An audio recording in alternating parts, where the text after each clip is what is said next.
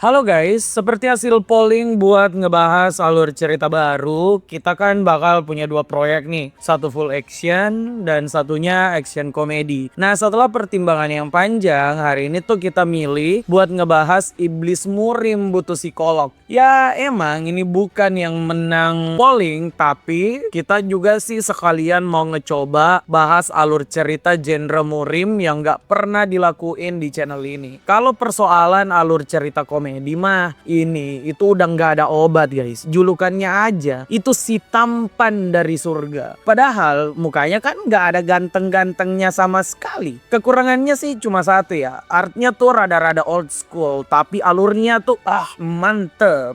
Nah, penasaran dengan ceritanya? Sekarang ayo kita langsung aja nih mulai alur cerita Iblis Murim Butuh Psikolog part 1.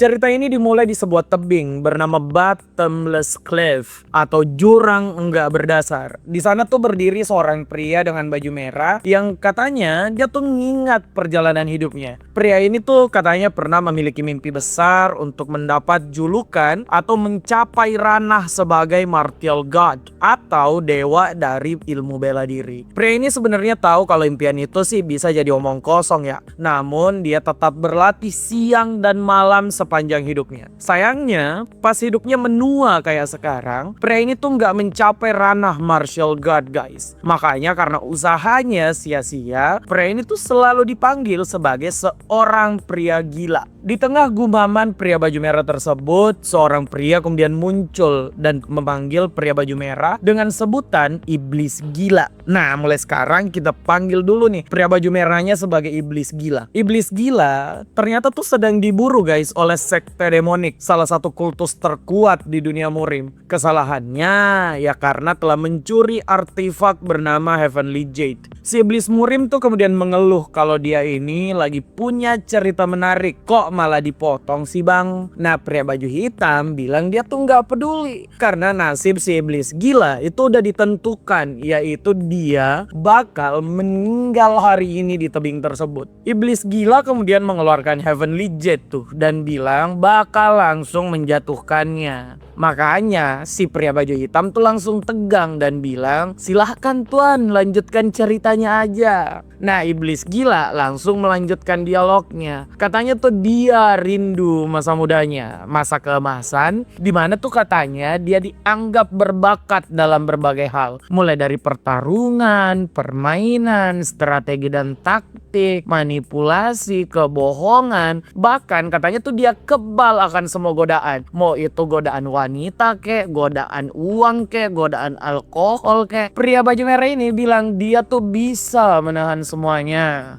Di sini pria baju hitam tuh mulai ketawa tipis-tipis. Pria baju hitam ini tahu kalau semua cerita itu tuh cuma kebohongan belaka. Iblis gila nggak terima dong, kok dia diketawain. Jadi dia tuh ngancam lagi bakal ngejatuhin Heavenly Jade ke dalam jurang. Ya, pria ini sih kayak bocil-bocil aja pada umumnya, bocil-bocil ngambekan. Iblis gila tuh melanjutkan ocehannya lagi sekarang. Dia katanya bangga dengan hidupnya yang dianggap sebagai iblis gila karena berjalan untuk memenuhi mimpinya sebagai martial god. Apalagi katanya tuh dia menikmati hidupnya banget sebagai pengembara di dunia Murim. Yap, betul, lagi-lagi ini tuh bohong. Pria baju hitam bilang kalau si iblis gila ini kayaknya sih emang gila beneran ya, kalau anggap dirinya mengembara dengan aman di dunia Murim. Padahal si iblis gila ini guys tuh ketahuan kalau dia tuh adalah buronan di semua tempat. Udah buronan bagi aliansi Murim, jadi buronan juga bagi sekte demonik. Jadi dia tuh nggak punya tempat buat kemana-mana. Jadi nggak masuk akal tuh bisa ngejebut dirinya sebagai pengembara. Dasarnya sih emang tukang bohong aja kayaknya. Iblis gila itu merasa tersinggung. Dia tuh lagi-lagi ngeluarin Heavenly Jade dan bilang, gua jatohin nih, gua jatohin loh. Dan meminta utusan kultus demonik buat minta maaf supaya Heavenly Jade-nya nggak dijatuhin.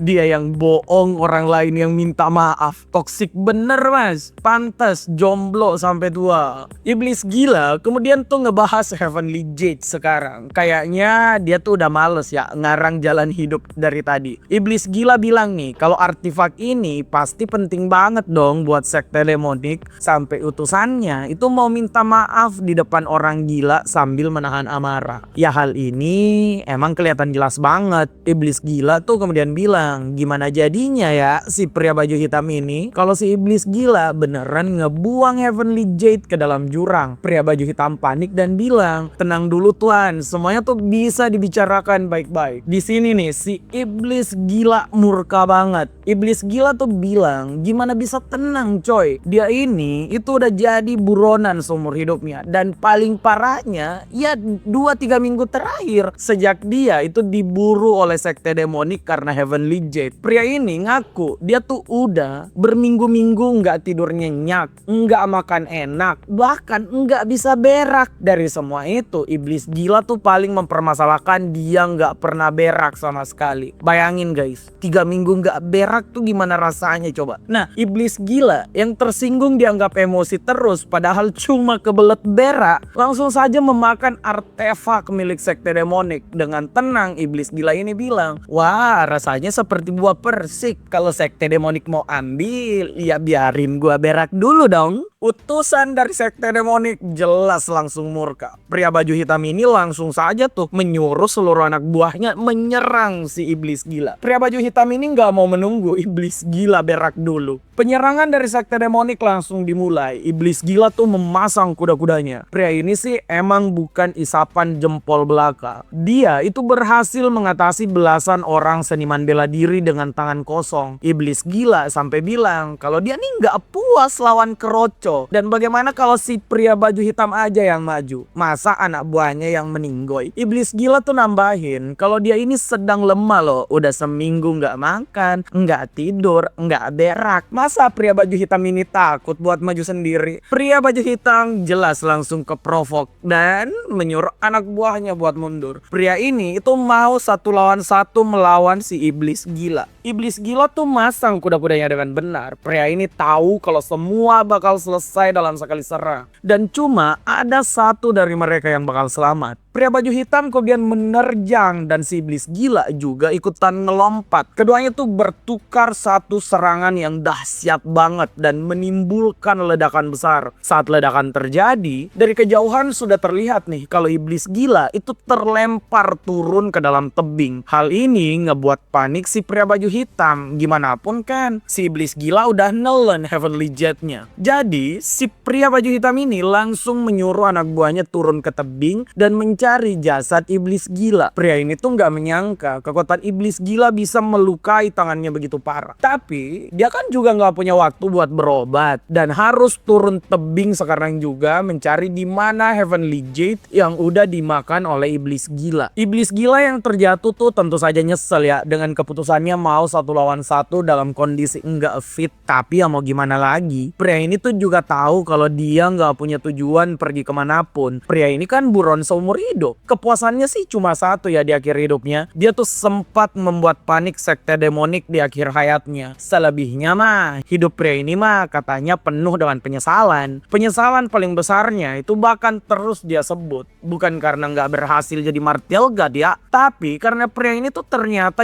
jomblo seumur hidup. Pria ini katanya bilang setidaknya tuh dia tuh mau merasakan pelukan cewek cantik sekali aja seumur hidup. Kasihan banget nih hidupnya ngejomblo mulu. Kamu ada yang sejomblo si iblis gila? Jangan-jangan kamu juga ikutan gila? Setelah jatuh dari tebing, iblis gila tuh ternyata nggak merasakan dasar tebing. Pria ini sekarang malah berdiri di sebuah tempat asing. Ya kalau kayak gini sih kayaknya udah di akhirat ya bang. Apalagi di samping iblis gila ini, itu ada pria tua yang muncul di sana. Pria tua ini menyapa iblis gila dan menanyakan orang gila macam apa yang berani memakan Heavenly Jade.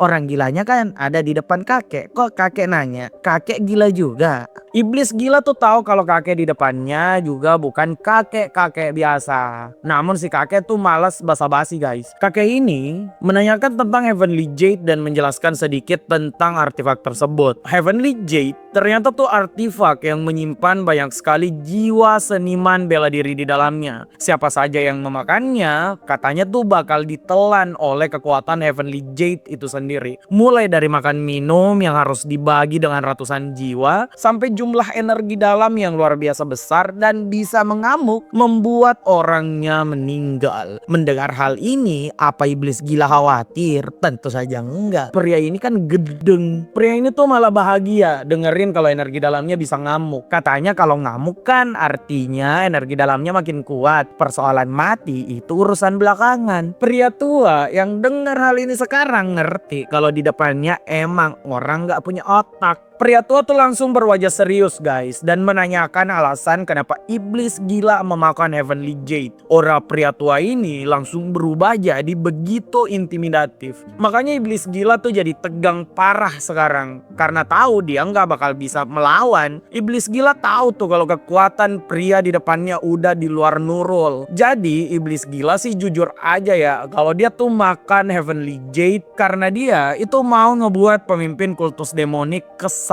banget. Iblis gila bilang dia tuh emang ngebenci banyak orang, tapi dia tuh lebih membenci pemimpin sekte demonik yang katanya memperlakukan manusia kayak sapi ternak. Makanya iblis gila tuh memakan Heavenly Jade supaya manusia kejam kayak pemimpin kultus demonik enggak jadi lebih kuat. Ngedengar hal ini, si pria tua langsung tenang, bahkan memuji sikap si iblis gila. Setelah pujian yang diberikan oleh pria tua tadi, pria tua ini kemudian bilang nih kalau dia bisa memberi hadiah pada si iblis gila sekarang. Hadiah ini tuh katanya hadiah kecil dan hanya ini yang bisa diberikan oleh si kakek sebelum si kakek ini dihukum. Dihukum? Apa kakek ini masuk neraka? Maaf kakek, cuma nanya doang. Tapi kayaknya sih jawabannya si kakek ini masuk neraka atau enggak bisa kita dapatkan ya guys. Karena cahaya berkilau tuh kemudian menyebar dan iblis gila tertelan cahaya tersebut. Setelah semua yang terjadi, kita diperlihatkan nih sebuah penginapan pinggir desa. Di sana bangunlah seorang pria. Ya kita tahu polanya dong. Pria ini jelas iblis gila yang jadi muda lagi. Plot murahan, tapi di sini plotnya nggak murahan guys. Iblis gila ini itu ternyata punya nama asli Li Jaha. Sekarang dia tuh sadar kalau dia kembali di masa lalu dan umurnya sekitar 20 tahunan. Dan dia itu berada di penginapan yang sedang dia kelola. Li Jaha nih memeriksa baik-baik sekitar. Pria ini tahu kalau ini bukan mimpi dan dia memang ada di penginapan tempat tinggalnya dulu. Li Jaha jelas bingung kok bisa dia kembali muda, tapi pria ini juga tahu nih kalau dia nggak akan mendapatkan jawaban tentang itu di sana. Li Jaha tuh cuma fokus ke untungnya doang sekarang. Dia udah kembali muda, artinya tuh dia bisa latihan bela diri lebih cepat dari sebelumnya. Dan sekarang dia tuh juga udah tahu cara paling efektif untuk jadi lebih kuat. Di kehidupan sebelumnya kan pria ini cuma latihan serampangan, nggak terarah saat muda. Jadi sekarang ini jelas cuan banget. Ini nih guys, mentalitas yang harusnya dimiliki oleh orang erek, maksudnya regresi. Orang yang bisa langsung tahu tuh kalau dia cuan dan tahu caranya ngebangun kekuatan dari nol buat jadi manusia OP. Enggak kayak Kim Young Sun yang ngerasa beban kemarin. Regresor kok merasa ngebeban. Nah Li Jaha itu selesai dengan guncangan mental karena kembali muda. Setelah tahu dia cuan banget. Ingat, fokus di untungnya aja. Sekarang Li Jaha ngecek kondisi tubuhnya. Pria ini tuh ternyata baru aja dihajar. Tapi Li Jaha tuh nggak ingat kenapa dia bisa dihajar. Li Jaha kemudian keluar dari kamar dan langsung ke ruang makan penginapan. Di sana sih udah kacau balau ya. Meja dan kursi tuh berserakan di mana-mana. Di sini Li Jaha baru ingat dengan apa yang terjadi di penginapan tersebut. Kekacauan ini tuh ternyata diawali dari Li Jaha yang ditanyai oleh dua orang pengunjung penginapannya. Li Jaha ini tuh emang dikenal guys, sedang menabung, jadi pengunjung tuh penasaran kenapa Li Jaha menabung. Padahal kan biasanya orang-orang muda di Murim tuh nggak tahu nabung loh. Li Jaha ini sebenarnya nabung untuk memberikan pemakaman yang layak untuk kedua orang tuanya yang telah meninggal. Tapi karena nggak mau merubah mood menjadi sedih, Li Jaha tuh mengatakan jawaban lain yang bisa jadi candaan semua orang. Sambil tersenyum, Lee Jaha bilang kalau dia tuh nabung supaya bisa mendengar lantunan musik yang dimainkan oleh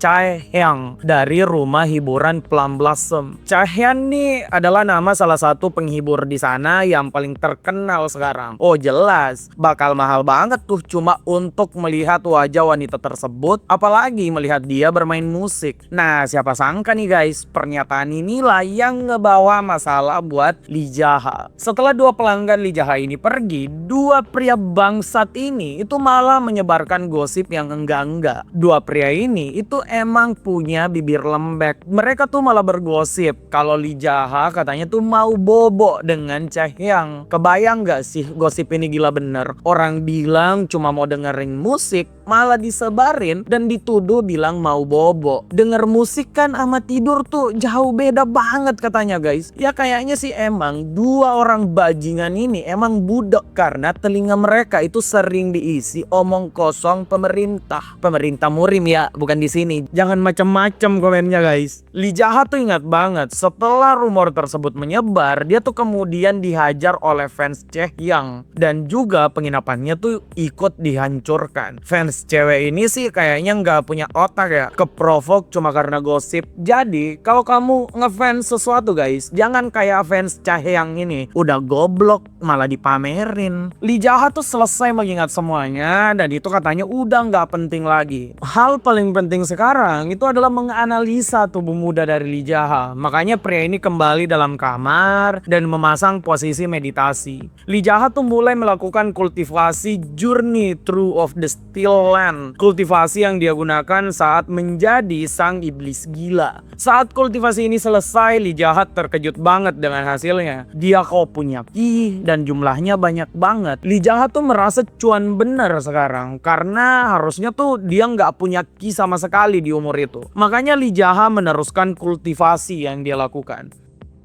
Nah nggak terasa nih, pagi hari udah tiba. Setelah kultivasinya selesai, Lee Jaha merasa kalau dirinya tuh udah mencapai ranah pertama dalam ilmu bela diri. Pencapaian ini jelas cepat banget karena kan semalam doang. Lee Jaha tuh langsung ingat perkataan kakek tua yang pernah dia jumpai kemarin. Mungkin aja peningkatan Lee Jaha ini emang karena hadiah kakek tersebut dan juga efek dari memakan Heavenly Jade. Ya keduanya sih nggak ada masalah ya. Selama Lee Jaha bisa jadi lebih kuat, itu nggak masalah. Lee Jaha tuh cuma menyayangkan satu hal. Tubuhnya sekarang itu masih begitu lemah. Jadi energi dalam tubuhnya nih nggak bisa dijalankan dengan sempurna. Masih ada setengah dari energi dalamnya yang tertidur di dalam sana. Jadi pria ini bilang dia masih butuh latihan. Tapi nggak perlu buru-buru juga karena sekarang udah lumayan kok. Intinya dia bisa besok bangun latihan, besoknya latihan lagi, pasti bakal ada progres kan. Asalkan si Lee Jaha ini dia bilang gak rebahan mulu kayak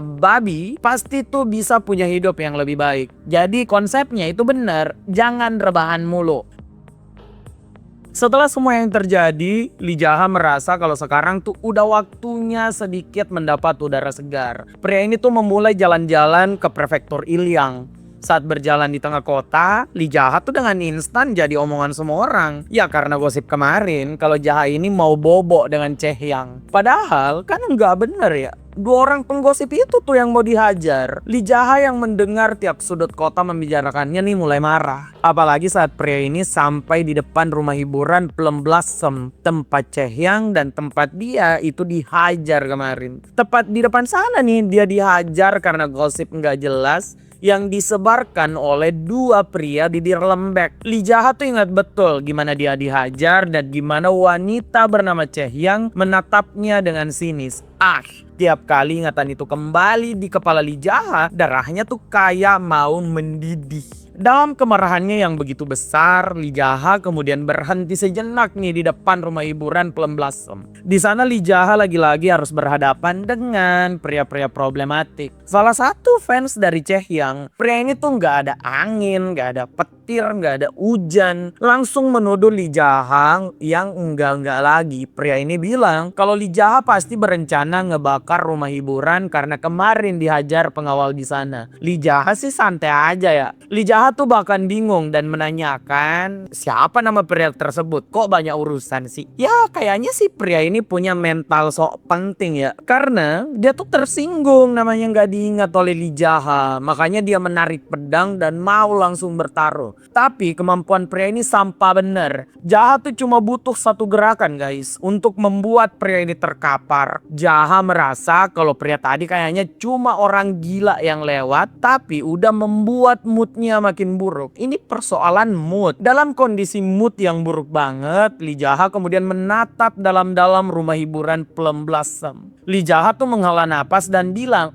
kayaknya udah waktunya nggak sih masuk ke sana. Pria gila ini langsung menuju pintu utama guys. Ya karena kemarin dia emang udah dihajar oleh penjaga di sana. Penjaga yang melihat Li Jaha itu langsung emosi karena merasa Li Jaha mau cari masalah kan. Pria ini tuh langsung mau menyerang, tapi mana mungkin itu terjadi. Li Jaha tuh bukan pria lemah yang kemarin mereka hajar. Dalam beberapa detik si penjaga sok keras ini langsung terkapar enggak sadarkan diri. Li Jaha udah jelas dong bisa masuk ke rumah hiburan tersebut. Saat Li Jaha ngebuka pintu nih, pria gila ini langsung aja teriak, "Adik-adik manis, abang ganteng udah datang, siapkan hiburannya." Tentu saja teriakan ini menarik perhatian semua orang. Tapi ya karena Li Jaha emang gila, pria ini tuh nggak bergeming sama sekali. Mau diperhatikan kayak mau dilihat-liatin kayak nggak ada urusan. Pokoknya Li Jaha mau masuk ke sana. Saat Li Jaha masuk, pria ini tuh langsung mau dihajar lagi oleh para penjaga. Ya mau dihajar lah pria ini. Kemarin kan baru aja membuat masalah dan sekarang katanya datang sebagai pelanggan. Mana bajunya kumuh banget lagi. Mana ada orang yang percaya kalau pria ini tuh punya uang untuk membayar di rumah hiburan tersebut. Makanya dia tuh mau dihajar langsung oleh para penjaga. Li Jaha yang tahu akan terjadi hal seperti itu tetap tenang. Li Jaha tuh bahkan mempertegas kalau dia datang ke sana bukan buat cari masalah guys, tapi dia tuh mau dapat hiburan aja kayak orang lain. Minimal menikmati minuman khas di sana dan juga beberapa cemilan, kemudian ditemani oleh seorang cewek. Ya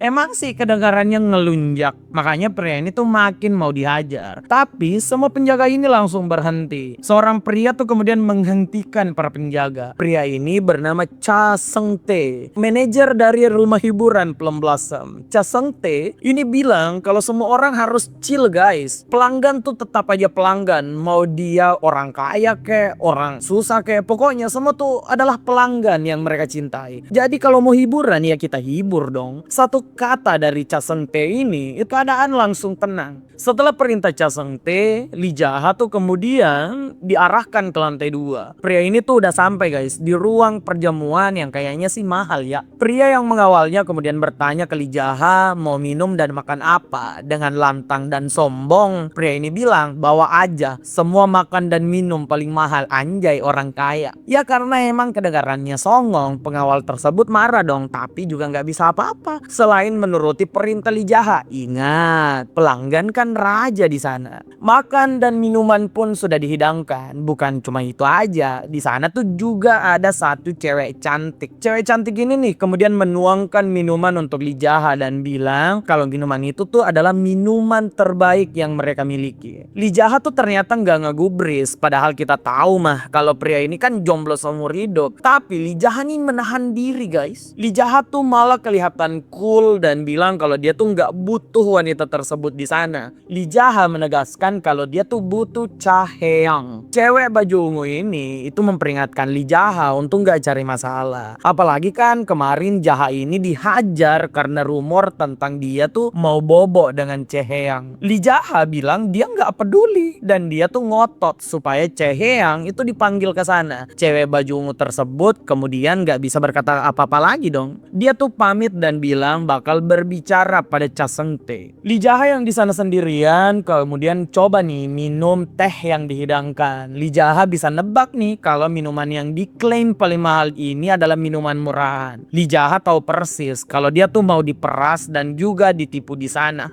Ini nih kelakuan pebisnis anjing. Orang miskin malah lebih mudah diperas dan juga ditipu. Pokoknya guys, kalau kamu punya bisnis harus jujur. Orang jujur tuh pasti punya rezekinya sendiri. Nah di tengah gumamam Li Jaha, seorang pria besar kemudian masuk dan langsung memaki-maki. Li Jaha ini bilang, apa sih baru datang udah marah? Sinilah dulu, kita minum-minum dikit. Siapa tahu ngeteh kayak gini bisa buat otak jadi plong, jadi bisa ngecil gitu. Pria bernama Dongguak ini kemudian duduk beneran. Dongguak tuh bilang ke Lee Jaha, "Ini Lee Jaha salah makan ya? Atau kenapa? Atau emang udah gila karena dihajar kemarin?" Jadi berani datang mencari masalah di rumah hiburan tersebut. Jaha bilang dia gak mau cari masalah kok, tapi nadanya tuh mengejek guys, ngejek. Makanya Dongguak ini emosi banget. Tapi karena emosi juga, pria ini langsung ditancapkan sumpit di tangannya. Pasti perih banget tuh bang. Lee Jaha kemudian bilang, Dongguak ini bisa diam gak sih? Dan gak ribut kayak anjing mau kawin. Dongguak sampai gak tahu tuh harus bilang apa membalas perkataan dari Lee Jaha. Di tengah Lee Jaha dan Dongguak bercengkrama pakai sumpit, cewek yang ditunggu kemudian muncul. Ini nih cewek yang nama Chaehyang. Dongguak tuh kemudian keluar, Chaehyang duduk dan si pria gila kita itu tersenyum. Chaehyang tentu saja menanyakan apa maksud dari senyuman tersebut Lee Jaha. Lee Jaha sih cool aja ya. Pria ini bilang kalau dia senyum, masa nggak boleh? Chaehyang tuh ngehela napas dan nyuruh untuk Lee Jaha pulang aja. Sebelum pria ini tuh katanya dihajar lagi kayak kemarin. Chaehyang juga bilang kalau sekarang tuh tagihan Lee Jaha udah membengkak. Mulai dari makan minum mahal, melukai penjaga, dan sekarang Chaehyang yang jadi penghibur termahal di sana itu lagi duduk bersama Lee Jaha. Lee Jaha sih nggak bergeming ya, kayak pria ini punya duit aja. Padahal kita tahu guys, pria ini tuh nggak punya duit kan sama sekali. Chaehyang yang dari tadi memperhatikan senyum mencurigakan Lee Jaha, kemudian makin curiga nih kalau dia bakal diapa-apain. Nah Chaehyang langsung bilang dengan kesal banget nih kalau dia itu nggak akan mau bobo dengan orang kayak Lee Jaha. Meskipun Lee Jaha itu ngebawa sekarung emas dan sekarung perak ke sana. Chaehyang pokoknya nih menegaskan kalau dia tuh nggak bakal mau tidur dengan Lee Jaha. Lee Jaha kemudian meletakkan gelasnya, anjay keren. Pria ini tuh bilang kalau dia juga mau menegaskan sesuatu. Lee Jaha tuh bilang dia nggak punya uang untuk membayar semua yang ada di meja ini dan juga kehadiran Chaehyang di sana. Tapi Lee Jaha bilang itu nggak masalah karena Lee Jaha tuh kesana sebagai gentleman dan emang khusus buat bertemu dengan Chaehyang. Lee Jaha bilang kalau Chaehyang ini jangan kepedean dek. Lee Jaha dari awal tuh nggak punya niat buat tidur dengan cewek kayak Chaehyang. Lee Jaha tuh menceritakan hal yang sebenarnya kalau dia tuh cuma menjawab sebuah lelucon di penginapannya, tapi malah menjadi rumor liar nggak terkendali. Bahkan lelucon penginapan itu pun bukan tentang tidur sama Chaehyang, tapi cuma tentang mendengar permainan musik wanita tersebut. Chaehyang yang dengar hal ini itu shock banget. Chaehyang tuh bilang dia nggak tahu cerita itu karena dari kemarin Chaehyang tuh cuma dengar kalau Lee Jaha ini mau bobo dengan dia. Lee Jaha dengar itu tertawa dan bilang, ternyata orang paling mahal di rumah hiburan film Blossom ternyata tuh bego ya, merasa dirinya tuh diinginkan sama orang. Wih, cewek yang punya pride sebagai cewek cantik pasti kena banget dong. Nah karena sudah memperjelas rumor liar yang menerpanya, Lee Jaha kemudian langsung mengusir Chaehyang dari hadapannya. Chaehyang shock banget dong karena baru kali ini nih dia diusir oleh seseorang. Setelah Chaehyang itu diusir, 3 penjaga kemudian masuk ke dalam ruangan tersebut. 3 orang ini tuh katanya datang sebagai malaikat pencabut nyawa Lee Jaha. Lee Jaha sih santai ya. Lee Jaha tuh bahkan bilang, gimana kalau mereka duduk dulu sambil Jaha ngabisin teh miliknya nih. Jaha juga bilang, 3 pria ini tentu pede dong, bisa beresin Jaha dengan mudah. Ya 3 pria ini emang pede banget guys. Makanya tuh mereka duduk sambil nunggu Jaha minum teh. Di tengah Jaha minum teh, mereka ini tuh muji Lee Jaha loh. Mereka bilang kalau Lee Jaha ini tuh pria sejati karena sebelum ajal menjemput masih sempat mau ketemu wanita impiannya. 3 pria ini juga bilang kalau Lee Jaha dihajar sekarang pasti Lee Jaha seneng tuh karena udah melihat Chaehyang. Lee Jaha sih nggak menanggapi ya omong kosong tersebut. Pria gila ini tetap cool dan terus memandang teh scam yang ada di tangannya. Teh termahal tapi kualitas rasanya kayak kandang sapi. Beberapa lama kemudian teh milik Li Jaha udah habis. Jaha tuh kemudian bertanya kepada 3 pria di depannya. Apa mereka lihat Li Jaha ini kayak orang gila? Para pengawal itu terus bilang, iya tentu aja gila. Mana ada orang yang baru dihajar kemarin sekarang malah udah bikin masalah lagi. Kalau bukan orang gila ya apalagi sebutannya. Li Jaha kemudian tertawa terbahak-bahak nih karena memang dia juga ngaku dia tuh orang gila. Makanya semua orang terbahak-bahak. Saat semua orang di ruangan tersebut ketawa nih, 2 orang pengawal langsung mengeluarkan pedang mereka dan mau langsung nyerang. Li Jaha tuh kemudian ngehamburin meja makan yang ada di sana lalu memasang kuda-kudanya dengan mantap. Dalam sekali tendangan nih, Li Jaha ngebuat 3 pria yang dari tadi sombong itu nggak bisa berkutik. Saat meja itu hancur di atas tubuh mereka, Jaha bilang, dasar lemah, sama orang gila kok kalah.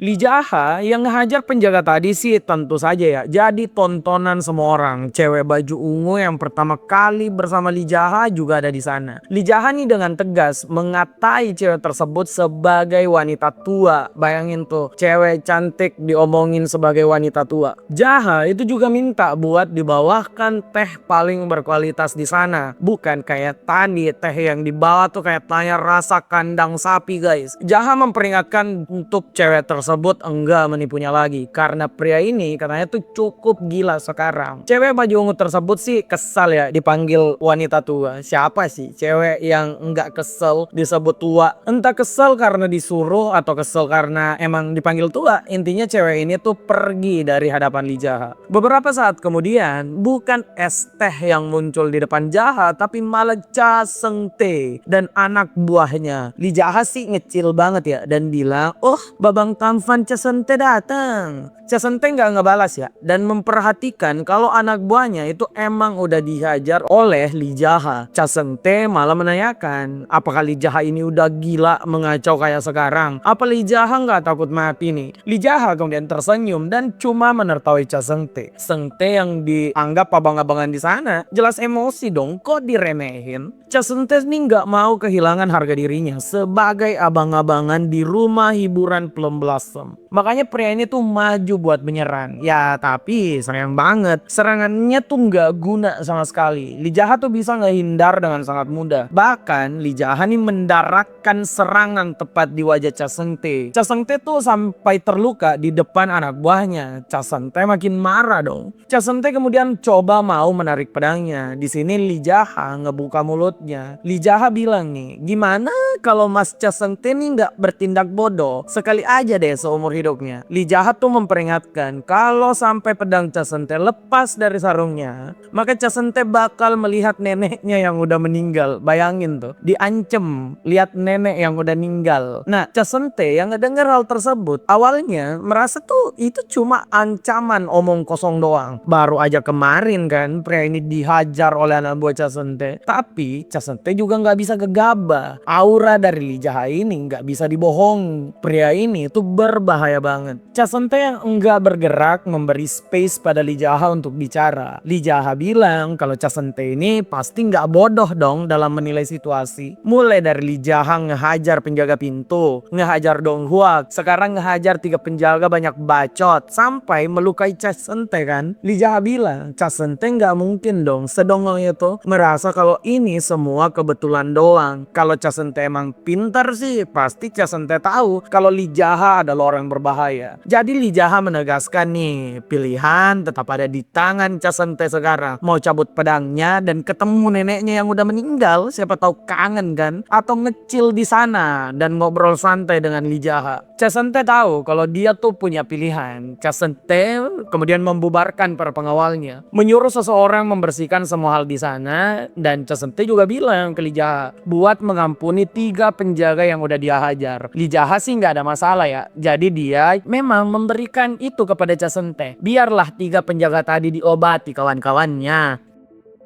Setelah semua yang terjadi nih, Lee Jaha dan Cha Seung-tae itu sudah ada di meja makan bersama. Cha Seung-tae sih langsung aja ya membicarakan topik yang paling membuat dia penasaran. Kenapa sekarang Jaha tuh bisa pede banget buat onar di sana. Padahal kemarin kan dia kan baru aja dihajar tuh sampai nggak bisa napas. Cha Seung-tae penasaran dong dengan apa yang terjadi dalam semalam. Lee Jaha nih kok bisa ya dikuat banget. Nah di sisi lain Lee Jaha tuh cuma diam doang. Cha Seung-tae jelas nih nggak nyaman dengan keheningan karena merasa terancam. Jadi Cha Seung-tae menawarkan teh pada Lee Jaha. Lee Jaha bilang kalau sampai itu teh sampah kayak barusan dia minum yang kayak kandang sapi, maka dia tuh bakal ngehajar Cha Seung-tae. Cha Seung-tae sih di sini menggaransi ya kalau teh sekarang beneran teh kualitas tinggi. Cha Seung-tae itu nggak mungkin berani menipu lagi sekarang. Cha Seung-tae tuh bahkan minum lebih dulu supaya Lee Jaha nggak curiga kalau di teh tersebut ada racun. Cha Seung-tae tuh kembali ke pertanyaannya, kok bisa Lee Jaha sekarang malah Jawa bela diri dalam semalam doang. Lee Jaha sih santai ya dalam kebohongan. Pria ini bilang kalau dia tuh udah jago dari sononya, cuma disuruh menahan diri oleh ayahnya.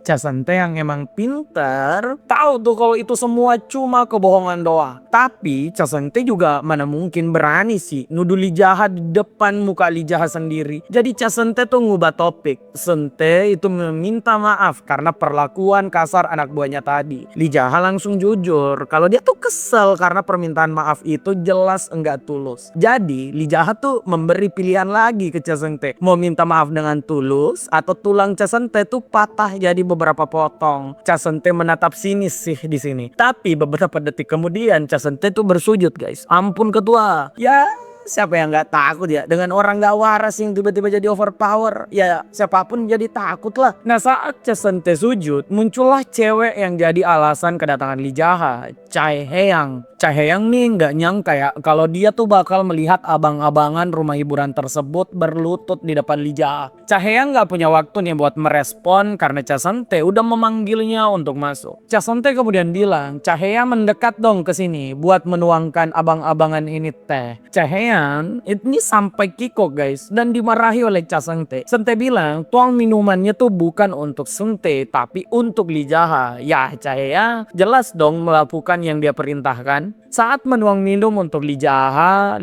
kemudian melihat tangan Cha Hae-yang gemetaran. Lee Jaha sih langsung bilang ya, kenapa Cha Hae-yang ini gemetar? Apa cewek ini masih kepedean bakal diapa-apain? Lee Jaha langsung menegaskan kalau Cha Hae-yang jangan kepedean dong, karena Lee Jaha tuh nggak tertarik sama sekali dengan cewek kayak Cha Hae-yang. Bahkan nih guys, Lee Jaha tuh ngaku dia jijik dengan cewek dongo dan bahkan mengusir Cha Hae-yang. Wah, kebayang nggak sih gimana kena mentalnya cewek satu ini karena dalam semalaman dipermalukan 2 kali. Cha Hae-yang nih guys adalah orang paling terkenal di rumah hiburan tersebut, tapi malah ditolak oleh orang kaya Lee Jaha. Nah Cha Hae-yang bisa apa? Kalau Cha Seung-tae aja nurutin perintah Lee Jaha, apalagi Cha Hae-yang. Cha Hae-yang pasti nurut. Cewek ini pun pergi dari sana sambil menangis. Nah saat Lee Jaha berdua dengan Cha Seung-tae, Lee Jaha tuh bilang kalau mulai hari ini Cha Seung-tae tuh harus bicara sopan kepada Lee Jaha. Lee Jaha tuh nggak main-main ya, karena dia tuh bukan cuma membenci kepribadian Cha Seung-tae, tapi katanya dia juga membenci mata sipit pria tersebut. Wah, Lee Jaha sadis sih, udah ngehina anak orang, sekarang malah nge-body shaming. Cha Seung-tae sih kayaknya marah ya, tapi pria ini tahu kalau nyawanya juga di ujung tanduk, jadi dia langsung saja tunduk menuruti Lee Jaha dan mulai menggunakan bahasa yang lebih sopan. Lee Jaha kemudian menanyakan nih, di mana pemilik rumah hiburan Plum Blossom yang dia tunggu? Cha Seung-tae menjawab kalau kayaknya sih sulit ya kalau menunggu pemilik tuh datang ke sana. Cha Seung-tae ngaku guys kalau sang pemilik sekarang itu lagi sibuk buat menjalin kerjasama dengan Black Cat Union. Black Cat Union? Lee Jaha tuh ternyata tahu siapa Black Cat Union ini. Dan Lee Jaha tahu kalau mereka tuh gerombolan penjahat yang bengis banget. Cha Seung-tae nggak menanggapi rumor buruk tentang Black Cat Union. Cha Seung-tae sih jujur aja ya. Dia bilang kalau pemilik rumah hiburan Plum Blossom itu bisa dapat untung yang banyak kalau menjalin kedekatan dengan Black Cat Union. Sebuah organisasi dengan kekuatan yang cukup untuk membuat takut banyak orang. Nah di sini nih Lee Jaha marah besar. Lee Jaha Jaha tuh marah dengar pernyataan Cha Sente. Li Jaha bilang, siapa yang takut dengan Black Cat Union? Li Jaha tuh nggak pernah takut sama siapapun, anjay sombong. Bahkan Li Jaha bilang nih, dia menantang organisasi tersebut. Dengan pede, Li Jaha ngelantur kayak orang teler. Dia bilang kalau dia tuh bakal membuat sekte sendiri di prefektur Iliang, tempat mereka sekarang berada. Dengan sekte tersebut, dia bakal melawan Black Cat Union untuk memperlihatkan pada Cha Sente kalau dia tuh nggak takut pada organisasi tersebut. Cha Sente yang dengar hal ini jadi bingung. Gimana nggak bingung guys? Orang ini kan kemarin baru aja dihajar, sekarang baru aja menang. Dan menangnya pun kan cuma lawan beberapa penjaga lemah. Sekarang malah bilang mau menantang Black Cat Union yang isinya itu ahli bela diri semua. Ya kalau bukan gila, sebutnya apa lagi coba? Jadi Cha Sente tuh nggak merespon perkataan Li Jaha. Cha Sente cuma senyum-senyum kayak orang dongo. Nah, Li Jaha yang melihat kalau Cha Sente ragu dengan apa yang dikatakan Li Jaha sih ya nggak masalah ya. Pria ini tuh malah kepedean dan makin ngelantur. Li Jaha bilang kalau Cha Sente sekarang punya pilihan, bergabung dengan Black Cat Union atau bergabung dengan sekte milik Li Jaha. Cha Sente sih mana mungkin ya mau menjawab pertanyaan orang gak waras. Makanya lagi-lagi Cha Sente tuh cuma diam doang. Kayaknya sih prinsip Cha Sente ini diam adalah emas. Li Jaha ini tuh mulai gak seneng ya karena Cha Sente tuh gak bacot kayak tadi. Makanya Li Jaha beranjak keluar dari sana. Cha Sente bertanya, Li Jaha mau kabur ya setelah dengar pemilik rumah hiburan kerjasama dengan Black Cat Union. Li Jaha itu langsung memandang sinis dan bilang, Cha Sente ini emang kayaknya sih terbiasa jadi orang goblok. Makanya mau dipukul lagi supaya jadi pinter. Cha Sente itu nggak berani ngomong lagi. Cha Sente itu cuma bisa melihat si pria gila ini pergi tanpa membayar sepeser pun. Ya dari awal sih kayaknya tujuan Li Jaha emang nggak mau bayar apapun ya. Cha Sente sih cuma mau gampangnya aja dari sekarang. Dia mau pria pembuat onar ini cepat pergi. Mau bayar atau enggak itu nggak masalah. Nah saat Li Jaha keluar nih dari ruangan, Li Jaha sih udah nggak denger ya para penjaga tadi jadi berisik. Li Jaha bahkan bisa menakut-nakuti mereka dan menyuruh mereka buat berbaris. Ini nih privilege orang kuat. Sekali bogem aja udah buat tunduk banyak orang. Ya meskipun ada aja sih orang goblok yang masih mau nantang Li Jaha dan dibuat pingsan sampai 2 kali. Li Jaha kemudian keluar dari rumah hiburan Plum Blossom dan bilang dengan lantang, dia terhibur banget malam ini. Anjay, balas dendam sukses dan Li Jaha ini berhasil membuat semua orang emosi di sana. Orang yang kemarin baru aja menghajar dia.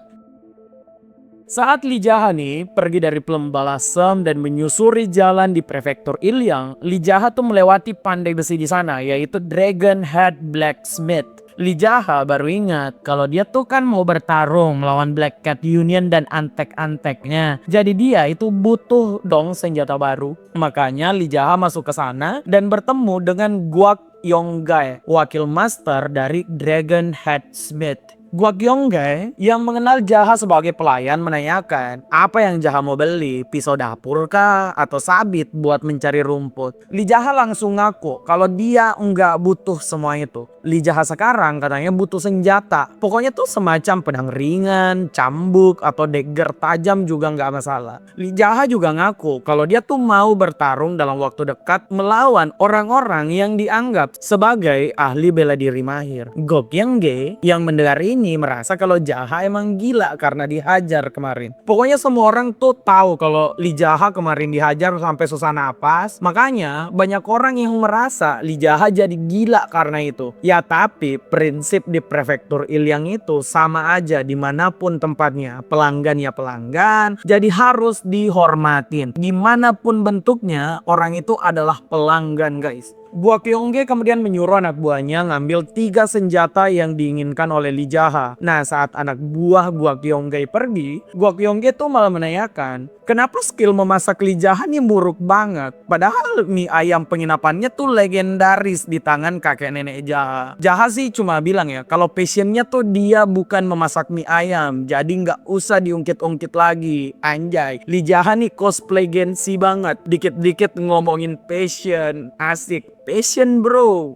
Beberapa lama kemudian anak buah Guak Yonggai itu muncul dan membawa semua senjata yang diinginkan oleh Li Jaha. Jaha tanpa basa-basi basa-basi bilang kalau dia tuh bakal membeli semuanya. Padahal kita tahu kan, pria ini tuh nggak punya duit sama sekali. Gua Kyongge tuh langsung bilang kalau Jaha mau bawa pulang semua senjata tersebut, maka dia harus membayar 90 nyang. Nyang ini mata uang di sana guys. Ya seperti yang diprediksi kita kan, pria ini tuh mana mungkin punya duit. Lee Jaha itu bahkan enggak coba nawar, dia malah coba mau minjem. Kata Lee Jaha nih, kalau urusannya udah selesai senjata aja bakal dibalikin. Gua Kyongge enggak sudi lah. Tadi bilang mau beli, sekarang pinjem. Kalau nggak balik gimana? Rugi bandar dong pandai besinya. Gua Kyongge tuh udah muak dengan sikap Lee Jaha yang seenaknya. Jadi pria ini wajar kalau mengusir pria tersebut dan membuat mereka itu adu mulut. Saat Gua Kyongge dan Jaha adu mulut, muncullah master dari Dragon Head Blacksmith, yaitu Kim Chul-yong. Gua Kyongge itu langsung menjelaskan kalau Jaha datang dengan alasan gak masuk akal. Katanya mau minjem senjata buat bertarung melawan utusan Black Cat Union. Dengan cepat, Kim Chul-yong mengerti apa yang terjadi. Kayaknya sih emang ya, kalau orang tuh lebih tua pasti lebih bijaksana dan banyak pengetahuannya. Kim Chul-yong tuh juga tahu kalau utusan Black Cat Union yang dimaksud Lee Jaha pasti adalah 3 bersaudara dari keluarga Cho. Mereka emang dikenal tuh sebagai antek-antek Black Cat Union yang emang mau mendirikan cabang Black Cat Union di prefektur Ilyang. Kim Chul-yong yang dengar kalau Lee Jaha akan bertarung melawan 3 bersaudara Cho itu memberi saran pada Lee Jaha. Lee Jaha mundur aja deh. Kim Chul-yong katanya tuh bisa ngejamin keselamatan Lee Jaha kalau Lee Jaha berhenti mencari masalah sekarang. Kim Chul-yong tuh melakukan ini karena katanya dia berteman dengan kakek dan nenek dari Lee Jaha. Tapi Lee Jaha tuh nolak dan bilang kalau dia mau melawan 3 bersaudara Cho dengan caranya sendiri. Lee Jaha sih sopan ya, karena di sini meskipun dia dianggap gila oleh banyak orang, Lee Jaha tuh nggak lupa terima kasih atas tawaran perlindungan yang mau diberikan oleh Kim Chul-yong. Nah, Kim Chul-yong yang baru pertama kali melihat adanya keberanian di mata Lee Jaha kemudian menanyakan apa tujuan Lee Jaha sekarang. Kok tiba-tiba langsung mau ngelawan Black Cat Union? Lee Jaha sih jujur aja ya, kalau dia tuh mau ngebangun sekte dan menawarkan hal yang sama pada Kim Chul-yong. Lee Jaha nih mengaku dia tuh mau Kim Chul-yong mengumpulkan semua kekuatan dari pandai besi dan membuat sebuah klan bernama Klan Steel Dragon yang akan berada dalam naungan sekte Lee Jaha.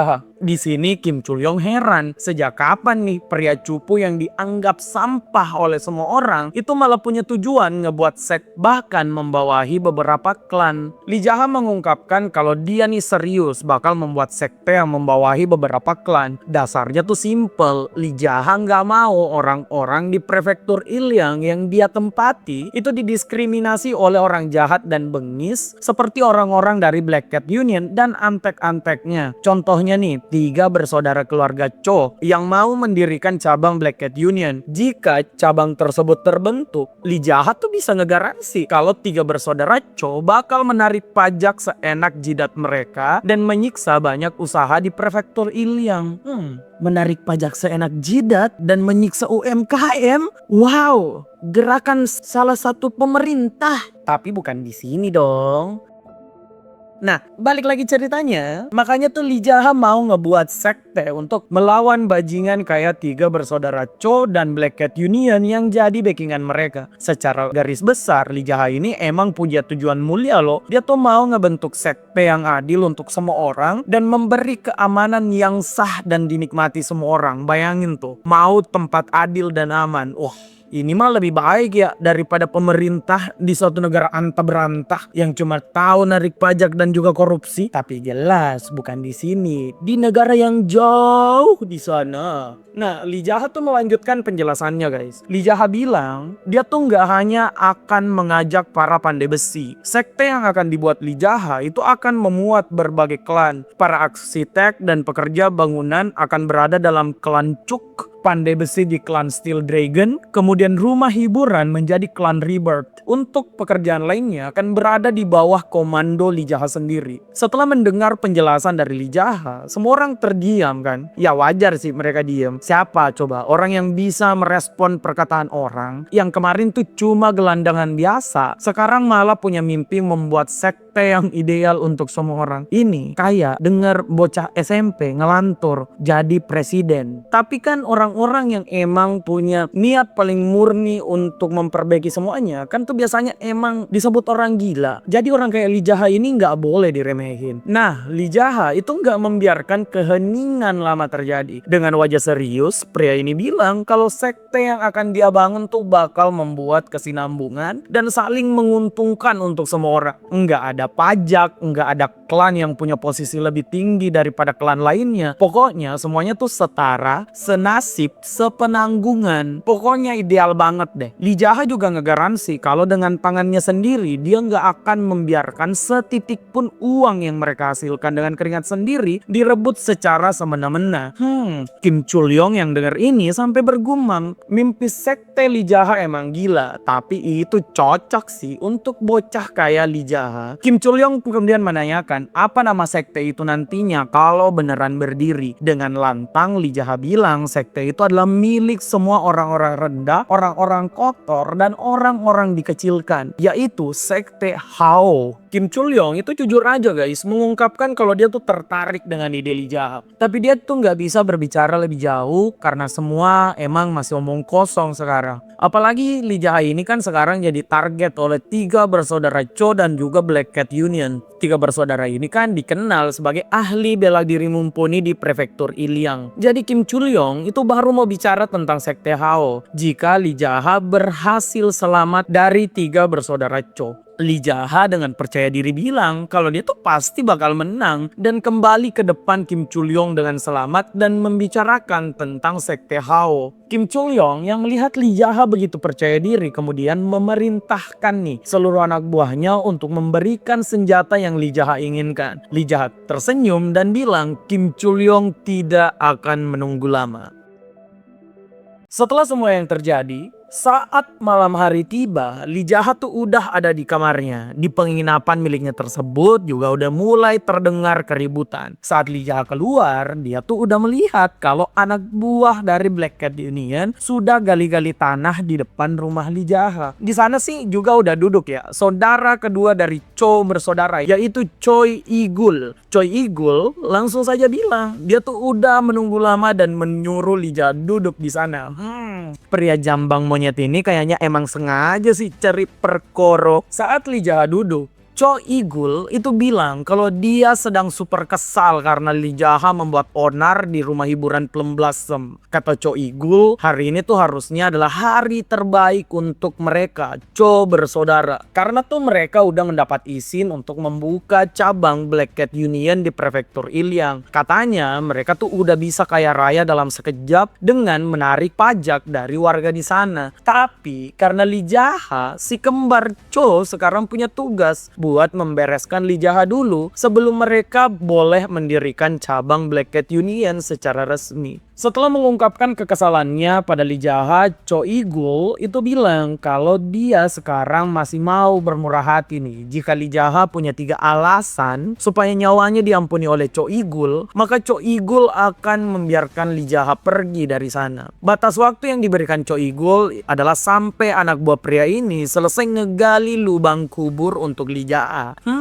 Jadi dari tadi orang-orang ini sibuk ngegali-gali katanya tuh untuk kuburan Lee Jaha. Tapi apa Lee Jaha panik? Tentu saja tidak. Lee Jaha tuh malah ketawa-ketawa guys karena diancam. Lee Jaha bilang kalau dia melihat Cho Igul ini kayak angsa mau kawin yang ribut bener padahal baru ketemu. Cho Igul jelas marah dong, dianggap angsa mau kawin. Makanya Cho Igul mulai menyerang, tapi eits, itu nggak berhasil. Tangan Cho Igul itu udah tertancap di meja dan lebih memalukannya lagi, pria sok keras ini itu diserang menggunakan senjata yang dia bawa sendiri. The real definition of senjata makan tuan. Lee Jaha tuh sudah membalikan keadaan guys dengan mudah. Jadi dia balik bertanya kalau Cho Igul mau selamat, Jaha sedang murah hati. Cho Igul tuh cuma butuh 3 alasan supaya dibiarkan hidup oleh Lee Jaha. Anjay, balas ngancem. Epic bener Mas Jaha. Cho Igul tahu kalau itu bukan bualan Lee Jaha loh dan mengerti nyawanya tuh sekarang terancam. Di tengah Choi Igul dan Lee Jaha bercengkrama, anak buah Choi Igul bilang ke bosnya kalau mereka tuh udah selesai ngegali kubur untuk Lee Jaha. Choi Igul ini nggak mau malu di depan anak buahnya. Makanya pria ini cuma bilang supaya anak buahnya menggali lebih dalam. Padahal dia ini udah kencing celana guys, karena tahu nyawanya di ujung tanduk. Saat anak buah Choi Igul kembali bekerja, Choi Igul kembali mengancam Lee Jaha. Pria ini tetap sok keras ya dan bilang kalau dia tuh bakal menang meski Lee Jaha mendapat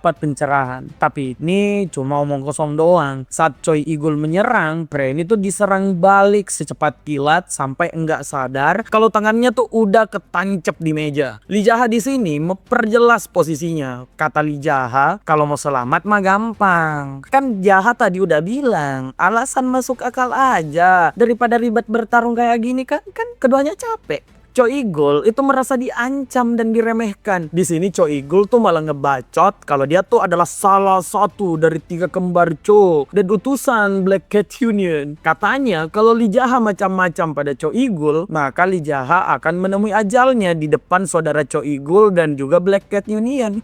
Bacot ini sih mengakhiri hidup angsa mau kawin ini ya. Senjata yang dia bawa itu udah ketancap di badannya. Lee Jaha bilang kalau bukan salah dia. Si Choi Igul ini meninggoy. Lee Jaha ngaku nih, senjatanya katanya jalan sendiri, nancep karena katanya senjata Choi Igul tuh marah karena Choi Igul ribut bener kalau ngomong. Ya, kami percaya aja sih bang, kalau senjatanya emang jalan sendiri, enggak dari tangan abang.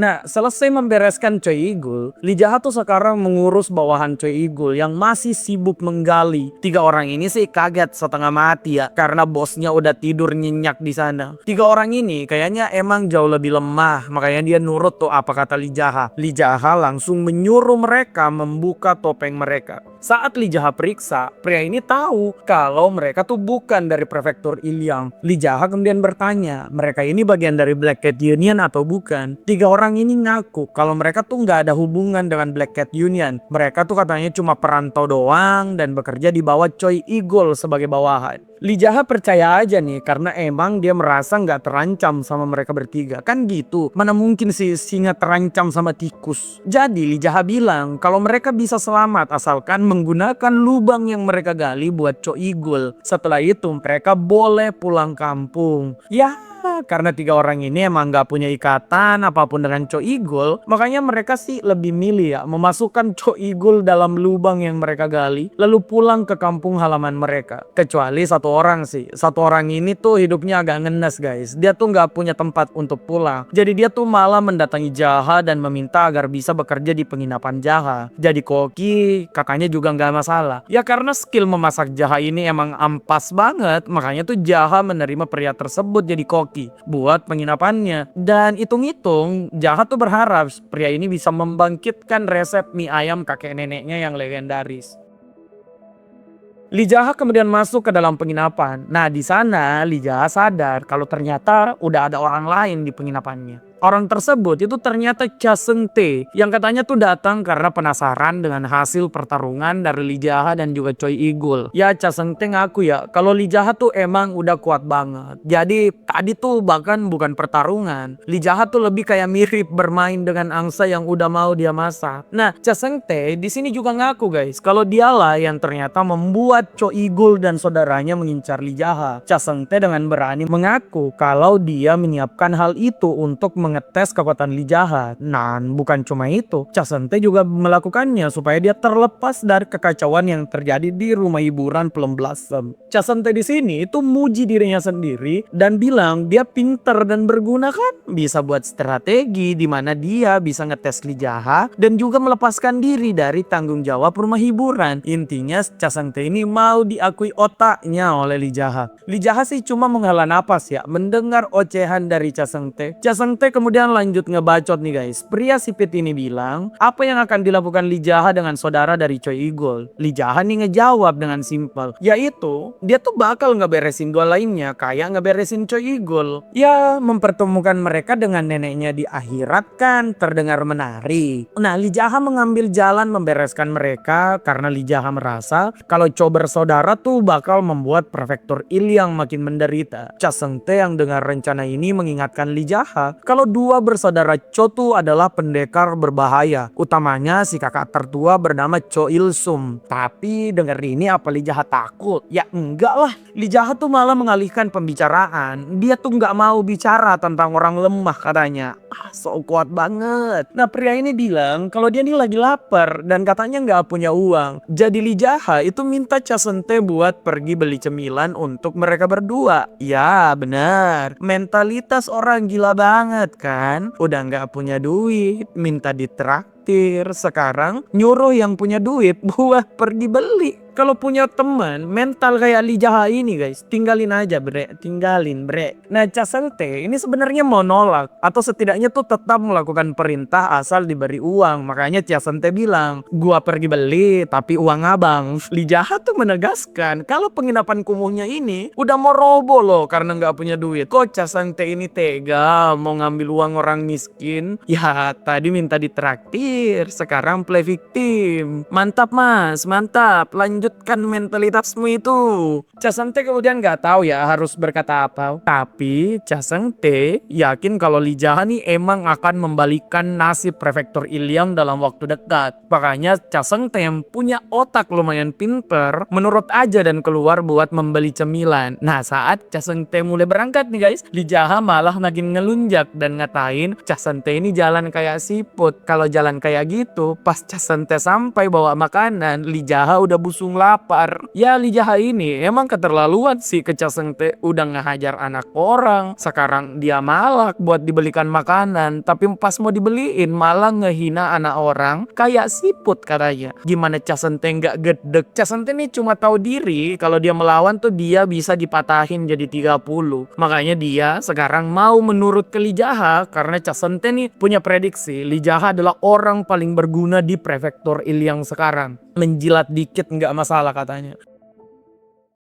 Setelah Cha Seung-tae sampai membawa makanan, Lee Jaha dan Cha Seung-tae nih mulai makan. Lee Jaha bilang kalau Cha Seung-tae nih harus rajin makan ya, karena udah kurus kering kayak mayat hidup. Apalagi uang yang dipakai buat beli makanan kan itu uang Cha Seung-tae sendiri. Jadi Cha Seung-tae harus makan dengan lahap. Lee Jaha bilang kalau Cha Seung-tae nih pasti punya hidup yang oke banget. Karena punya banyak duit dari bisnis haram. Mulai dari ngeksploitasi cewek-cewek muda sampai menipu menjual teh kayak kandang sapi, kemudian bilang kalau teh itu adalah kualitas nomor 1. Cha Seung-tae yang disebut makan duit haram sih tentu aja tersinggung ya. Lee Jaha yang melihat Cha Seung-tae geram bilang, kenapa? Marah? Mau berkelahi? Cha Seung-tae kemudian meminum teh di tangannya dan bilang dia emang marah. Tapi bukan ke Lee Jaha, melainkan ke makanan yang dia beli. Katanya tuh rasanya kayak sampah semua. Ya ini sih nggak enaknya ya jadi orang lembah. Harus nurut terus. Padahal emosi Cha Seung-tae mau ngegampar Lee Jaha. Jelas tuh udah sampai di ubun-ubunnya. Cha Seung-tae juga menjaga sikap nih. Karena dia tuh melihat kalau Lee Jaha nih punya potensi buat membalikan prefektur Ilyang. Cha Seung-tae kemudian masuk ke pembahasan yang lebih dalam. Cha Seung-tae tuh menanyakan apa yang akan dilakukan Lee Jaha jika Lee Jaha tuh berhasil membereskan Cho Igul dan Cho Il-sum. Kalau bersaudara Cho meninggal, bukannya Black Cat Union yang jadi backingan mereka itu pasti bakal bergerak. Cha Seung-tae bilang kalau Black Cat Union bergerak, orang-orang prefektur Ilyang kan bisa dalam bahaya. Lee Jaha yang denger Cha Seung-tae khawatir langsung ngehina Cha Seung-tae. Lee Jaha bilang nih kalau rasa khawatir doang mah orang mau meninggal juga bisa khawatir. Lee Jaha bilang kalau emang khawatir nih Cha Seung-tae tuh harusnya mulai latihan bela diri, belajar kultivasi, melihara lele. Pokoknya yang ada gunanya. Kalau cuma bilang khawatir doang tapi nggak usaha, ya itu sama juga dengan bohong. Cha Seung-tae yang dengar nasihat tuh langsung emosi. Cha Seung-tae tuh langsung nuduh ya kalau pria di depannya tuh pasti bukan Lee Jaha yang semua orang kenal. Lee Jaha kan lemah. Nggak mungkin tuh kalau Lee Jaha si pelayan penginapan tiba-tiba jadi OP banget. Lee Jaha sih paham ya kecurigaan tersebut. Tapi nggak mungkin nih Lee Jaha ngaku kalau dia tuh beregresi. Makanya Lee Jaha langsung ngancem Cha Seung-tae. Kalau nggak berhenti ngomong, rahang Cha Seung-tae bakal dibelah dua katanya.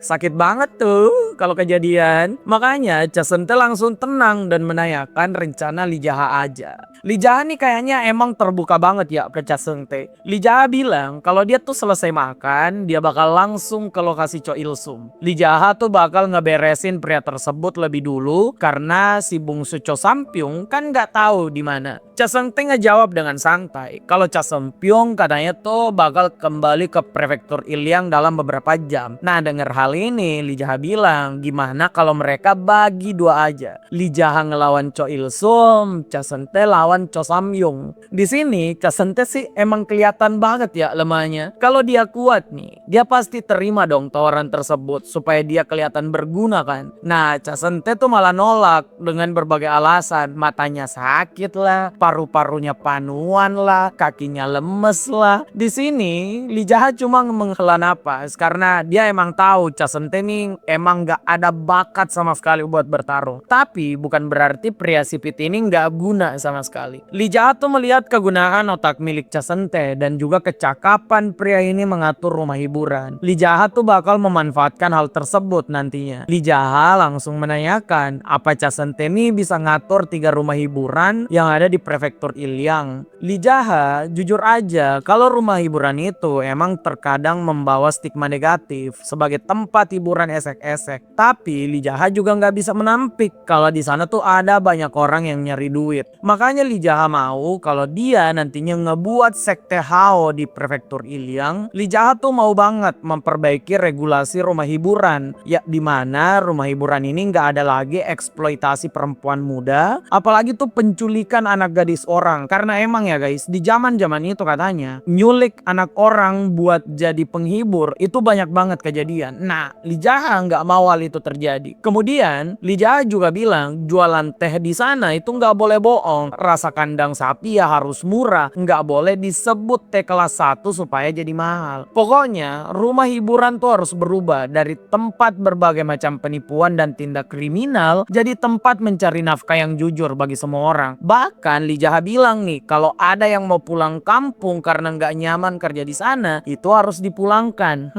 Lee Jaha ini sih emang boleh dikatain orang gila ya, tapi mimpi pria ini tuh membuat negara jujur dan adil patut kita acungin jempol. Bahkan pemimpin kayak Lee Jaha ini sih jarang ya orang yang mikirin kriminal ini. Nah, Cha Seung-tae yang dengar rencana Lee Jaha mengaku kalau hal itu bakal sulit terjadi. Rumah hiburan kan dari awal emang tempat transaksi hal haram dan tidak bisa begitu saja diubah. Lee Jaha kemudian ngehela napas dan bilang, tapi cuma susah doang, bukan nggak mungkin. Lee Jaha kemudian menanyakan hal penting pada Cha Seung-tae. Lebih mudah mana Cha Seung-tae? Buat rumah hiburan jujur atau ketemu nenek kamu yang udah meninggal? Cha Seung-tae deg-degan dong. Tapi pria ini juga nggak mau kalah. Dia tuh nggak mau dianggap gampangan. Makanya Cha Seung-tae coba jual mahal dikit dan bilang kalau dia tuh ogah ribet. Dia katanya lebih memilih untuk pensiun dan hidup sendiri di hutan. Lalu apa respon Lee Jaha? Lee Jaha bilang ide bagus. Sekarang kemas-kemas aja bro dan ke hutan. Lee Jaha katanya bakal mencari orang lain yang bisa ngelola 3 rumah hiburan dan jadi kaya raya karena hal tersebut. Di sini nih Cha Seung-tae tahu dirinya bakal dibuang. Makanya pria sipit ini bermanis-manis ria dan bilang dia tuh akan membuat rumah hiburan dengan jujur. Setelah semua pembicaraan tadi, pembicaraan mereka juga selesai. Tiba-tiba banget nih Lee Jaha malah ngebuka baju. Sebagai pria normal, Cha Seung-tae tuh jelas merinding. Cha Seung-tae menanyakan apa maksud Lee Jaha tiba-tiba buka baju. Lee Jaha nggak ngejawab dan nyuruh Cha Seung-tae membuka baju juga. Di sini Seung-tae tahu nih kalau dirinya bakal dirampok lagi. Cha Seung-tae sih sempat maki ya, bilang dasar pencuri, hewan kaki 4 bisa gonggong. Saat ditatap oleh Lee Jaha, Cha Seung-tae mengelak dan pura-pura klarifikasi kalau pencuri yang dia maksud tuh Cho Il-sum yang bakal dihajar oleh Lee Jaha. Enggak lama kemudian Lee Jaha udah mengenakan pakaian Cha Seung-tae. Wow, pria ini aura gembelnya lumayan berkurang. Cha Seung-tae kayaknya sih sependapat sama gua ya. Cha Seung-tae juga bilang kalau Lee Jaha pakai baju mahal emang gak cocok. Katanya tuh kayak pengemis yang maksa dandan jadi orang kaya. Lee Jaha denger ini langsung memberi satu tepukan mesra ke Cha Seung-tae. Lee Jaha bilang kalau Cha Seung-tae ini berani ngehina Lee Jaha lagi. Lee Jaha tuh bukan cuma mengirim Cha Seung-tae ke nenek neneknya yang meninggal, tapi bakal melakukan hal yang lebih buruk. Apa coba hal yang lebih buruk? Nah, setelah pertukaran baju selesai, Lee Jaha kemudian pamit dan bilang dia tuh bakal segera kembali. Cha Seung-tae sih nganter ya sampai depan pintu. Cha Seung-tae ke sana itu bukan karena Lee Jaha, melainkan khawatir bajunya tuh rusak. Setelah Lee Jaha pergi, Cha Seung-tae malah memperlihatkan wajah sinis. Apa Cha Seung-tae ini ada rencana terselubung lagi, guys? Setelah Lee Jaha pergi, pria ini akhirnya sampai di rumah hiburan Pear Blossom. Rumah hiburan yang dimiliki oleh Cho Il-sum. Target Lee Jaha hari ini. Nah, Lee Jaha itu langsung menanyakan ke penjaga di sana, apa owner Cho Il-sum ada di dalam? Penjaganya tuh kayaknya emang punya SOP yang sama, nanyain identitas Lee Jaha. Di sini Lee Jaha ngebohong kalau dia tuh adalah utusan dari Black Cat Union. Penjaga ini juga tahu kalau Lee Jaha tuh kayaknya bohong ya. Mana mungkin ada orang Black Cat Union datang semalam itu. Makanya dia menanyakan nama Lee Jaha, tapi bukannya dapat jawaban, pria ini malah kena gampar. Ya karena Black Cat Union tuh emang organisasi kejahatan ya. Perlakuan gak ada akhlak kayak ngegampar orang yang gak dikenal kayak gini, itu malah dianggap normal. Makanya si penjaga tuh merasa kalau Lee Jaha emang orang Black Cat Union dan mempersilahkannya untuk masuk. Lee Jaha dibawa ke sebuah ruang pertemuan. Di sana dia tuh disuruh nunggu oleh si penjaga yang bakal memanggil Cho Il-sum. Lee Jaha masuk ke sana dan langsung duduk, bukan di kiri atau di kanan ya, tapi di tengah. Mas-mas ini udah kayak yang punya rumah. Beberapa saat kemudian nih guys, Cho Il-sum udah muncul. Cho Il-sum bilang kalau dia tuh nggak pernah melihat Lee Jaha di Black Cat Union. Di sini Cho Il-sum tuh marah banget sebenarnya karena dia dapat tamu tengah malam di jam istirahatnya. Apalagi yang di depannya nih kayak cuma bocah ingusan doang. Lee Jaha sih langsung ngaku ya kalau dia tuh emang bukan dari Black Cat Union. Cho Il-sum kemudian bertanya siapa sebenarnya orang di depannya. Jahat nih dengan santai bilang, ayo coba diperhatikan lagi. Setelah Cho Il-sum sadar nih, dia tahu kalau di depannya tuh adalah pelayan dari penginapan Jaha. Lee Jaha langsung tepuk tangan dan bilang 100 benar sekali. Cho Il-sum yang sadar kalau itu Lee Jaha kemudian menanyakan, kok bisa sih Lee Jaha ada di sana? Padahal Cho Igul itu kan udah pergi ke penginapan Jaha. Lee Jaha nih bilang, oh ternyata Cho Il-sum yang dianggap pebisnis ulung dan pendekar dari rumah hiburan Pear Blossom tuh agak bego ya. Lee Jaha bilang, bukannya cuma ada satu jawaban kenapa dia ada di sana dan Cho Igul tuh nggak ada. Jawabannya jelas, karena Cho Igul itu udah ketemu nenek mereka di akhirat. Makanya Lee Jaha bisa muncul di depan Cho Il-sum. Cho Il-sum yang denger ini itu langsung naik pitam, urat di mukanya aja guys langsung nongol.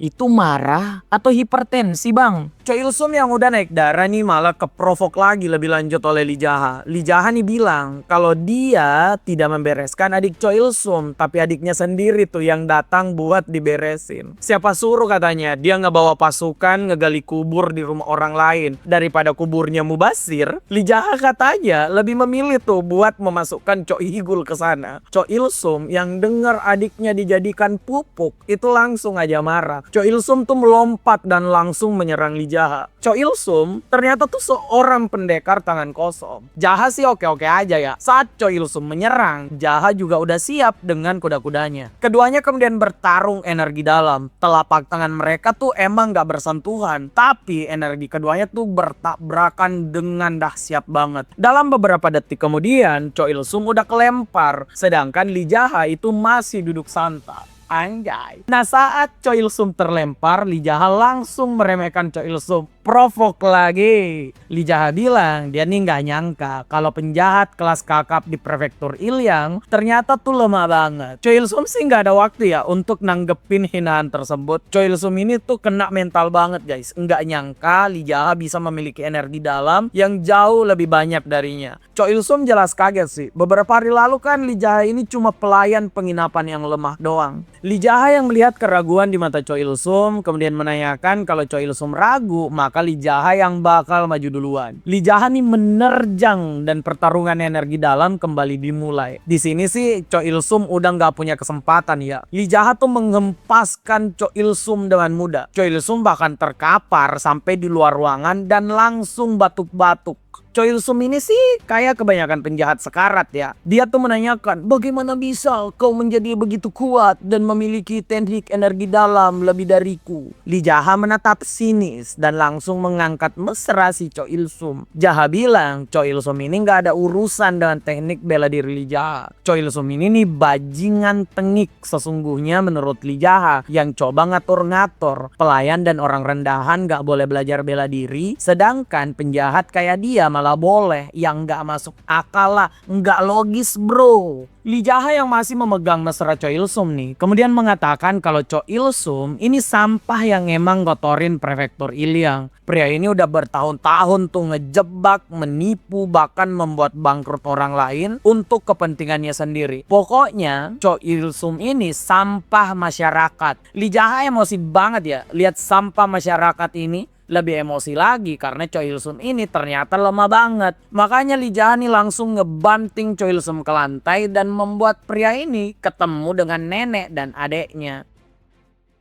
Setelah Choi Il Sum dibereskan, seluruh anak buah Choi Il Sum baru aja muncul. Ya, mereka ini mirip karakter polisi Bollywood. Baru datang, masalah udah selesai. Mereka semua ini marah ya dan bilang mau menyerang Lee Jaha. Lee Jaha dengan simpel bilang, berisik, maju aja kalau mau. Kalau emang kalian maju, Lee Jaha katanya siap tuh ngebawa mereka ke neraka, ngopi dengan bos mereka. Di sini Lee Jaha kan dianggap sebagai utusan Black Cat Union nih sama anak buah dari Choi Il Sum. Jadi Lee Jaha sekalian aja menipu mereka semua. Lee Jaha bilang kalau dia tuh ngeberesin Choi Il Sum karena Choi Il Sum ini penjahat nggak tahu diri yang enggak layak hidup. Lee Jaha nih menegaskan kalau rencana pembangunan cabang Black Cat Union dibatalkan oleh pemimpin Black Cat Union. Ya kita tahu sih semua ini bohong, tapi kayaknya semuanya tuh percaya. Jadi Lee Jaha mau mereka semua menutup mulut dan jangan membicarakan tentang Black Cat Union lagi atau juga tentang Choi Il Sum. Lee Jaha menyuruh mereka semua minggir karena dia mau pulang katanya nonton Netflix. Kan ada tuh drakor baru. Nah, saat Lee Jaha mulai berjalan di tengah kerumunan pasukan rumah hiburan Pearl Blossom, seseorang di sana tuh kemudian mengenali kalau Lee Jaha adalah pelayan dari penginapan Jaha. Katanya cuma bajunya doang tuh yang berubah, tapi mukanya tuh emang sama persis. Lee Jaha kemudian berbalik dan mengatakan kebenaran. Dia tuh emang bukan dari Black Cat Union dan dia itu emang pelayan penginapan Jaha. Terus, kenapa kalau dia seorang pelayan? Di sana ada yang berani maju kah? Kalau Choi Il Sum aja ketemu adiknya di neraka, Lee Jaha ngaku kalau dia tuh siap ngebawa mereka semua ini ke neraka di tempat Choi Il Sum lagi ngopi. Semua orang jelas tegang dong karena mereka tuh tahu mereka nggak akan bisa melawan Lee Jaha. Seseorang kemudian menanyakan kenapa Lee Jaha ngeberesin Choi Il Sum secara tiba-tiba banget. Lee Jaha nggak ngejawab dan malah bertanya, kalian pernah nggak sih najain ke bos kalian itu si Choi Il Sum? Kenapa si Choi Il Sum ini kok bisa selama bertahun-tahun itu ngeberesin orang lain cuma untuk keuntungan pribadi. Jadi sebut saja ini tuh karma buat dia. Para pencebok Choi Il Sum ini langsung gagu. Mereka tuh tahu kalau mereka tuh emang udah membiarkan Choi Il Sum melakukan kejahatan. Jadi Lee Jaha langsung pulang dan bilang kalau dia tuh bisa menerima tantangan duel. Kalau ada yang mau ketemu Choi Il Sum di neraka, ya datang aja. Nah, enggak lama kemudian Lee Jaha udah sampai nih di penginapan Jaha. Cha Seung-tae yang ada di sana tentu menanyakan, kok bisa Lee Jaha pulang cepet? Bukannya Lee Jaha mau ngeberesin Choi Il Sum? Lee Jaha dengan santai ngejawab kalau Choi Il Sum udah beres, jadi dia tuh bisa pulang. Cha Seung-tae nih jelas ngamatin ya, nih orang bohong atau enggak ya? Choi Il Sum itu kan dikenal sebagai pendekar kompeten, tapi Lee Jaha ini itu pulang bahkan tanpa terluka dan cepet banget sih. Melihat muka Cha Seung-tae berpikir keras, Lee Jaha langsung bilang kalau Cha Seung-tae ini nggak percaya, Cha Seung-tae bisa tuh lari ke rumah hiburan Pearl Blossom untuk tahu keadaan si goblok Choi Gul. Lee Jaha kemudian mau masuk ke kamarnya. Nah tapi sebelum Jaha masuk ke dalam kamarnya, dia tuh ngeperingatin Cha Seung-tae lagi. Kalau Cha Seung-tae mau selamat, maka pria sipit ini katanya harus membersihkan penginapan sebelum pulang dan juga jangan lupa cuci piring. Li Jaha sih kampret bener ya ke Cha Seung Tae. Ngelihat Cha Seung Tae udah jadi ATM, sekarang malah dilihat jadi pelayan. Udah disuruh mentraktir, pakaiannya dirampok. Sekarang disuruh bersih-bersih penginapan. Cha Seung Tae yang denger ini emosi banget ya karena nggak sudi melakukan hal tersebut. Cha Seung Tae kemudian celingak-celinguk dan bilang, "Hah, mana sapunya bangsa." Cha Seung Tae ini guys udah fix takut sama Li Jaha.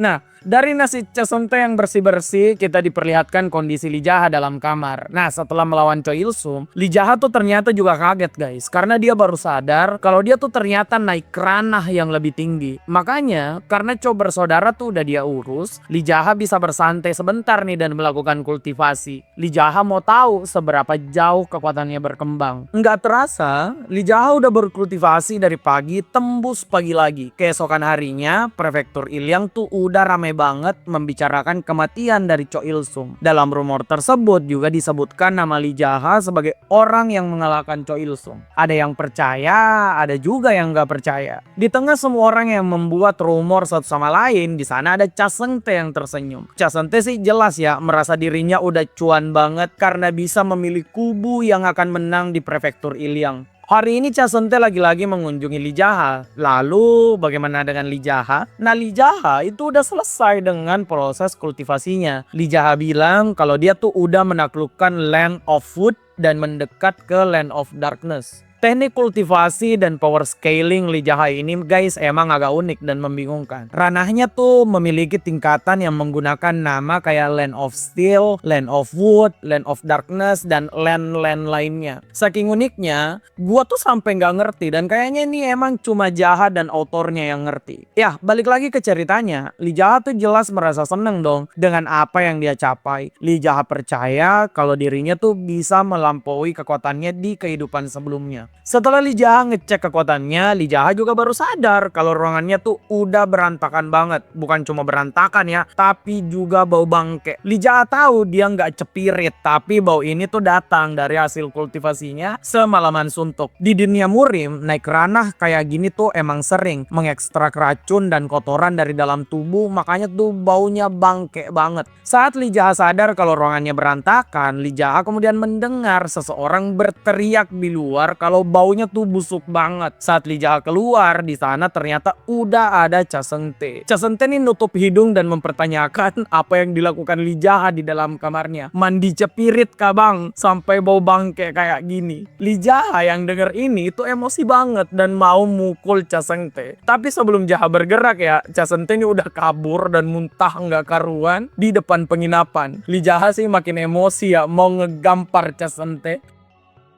Setelah Cha Seung Tae yang muntah nggak karuan, pria sipit ini membawa Li Jaha ke rumah hiburan Plum Blossom. Untuk apa? Ya untuk mandi lah. Meskipun cara Cha Seung Tae memaksa Li Jaha untuk mandi masih sering membuat Li Jaha jengkel. Cha Seung Tae nih sampai berani nodong Li Jaha saking baunya pria tersebut. Li Jaha tuh tersinggung karena baunya kayaknya nggak separah itu deh. Nah, beberapa saat kemudian Li Jaha yang lagi santai berendam air panas kemudian didatangi seseorang. Orang tersebut ternyata ada Cha Hae-yang yang ngebawa handuk. Cha Hae-yang nih ngaku kalau dia tuh diutus oleh Cha Seung Tae untuk membantu Li Jaha mandi. Wah, dibantu mandi sama cewek cantik. Kayaknya bakal asik nggak sih?